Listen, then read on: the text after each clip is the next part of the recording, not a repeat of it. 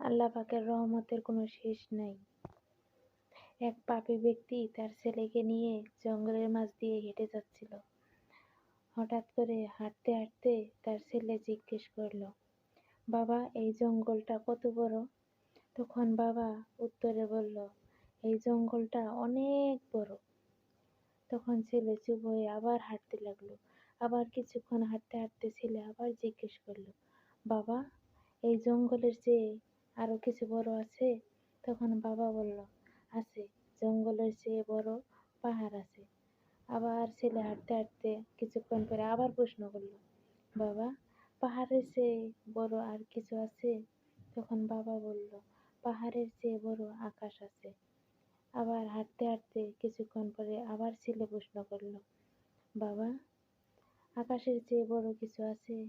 তখন বাবা চুপ হয়ে নিশ্চুপ হয়ে খানিক দাঁড়িয়ে থেকে বলল, বাবা, পাহাড়ের চেয়ে আকাশের চেয়ে বড় আছে আমার পাপ।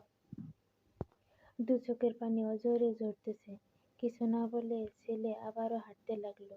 কিছুক্ষণ যেতে যেতে আবারও জিজ্ঞেস করলো, বাবা, পাপের চেয়ে বড় আর কিছু নেই? তখন বাবা দু চোখের পানি ফেলতে ফেলতে বলল, আছে, পাপের চেয়েও বড় আছে আল্লাহর রহমত। তখন ছেলে বলল, তাহলে চিন্তা করো কিসের?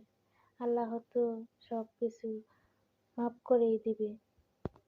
এই গল্প থেকে বোঝা গেল আমরা জানা অজানা কত পাপ না করে থাকি, কিন্তু মহান আল্লাহ পাক সকল পাপ ক্ষমা করে দেন। মা বাবা বিরক্ত হলেও আল্লাহ পাক কখনো বিরক্ত হয় না। আল্লাহ পাক ঠিকই বান্দাদেরকে ক্ষমা করে দেয়। আল্লাহ পাকের ভান্ডারে রহমতের কোনো শেষ নেই।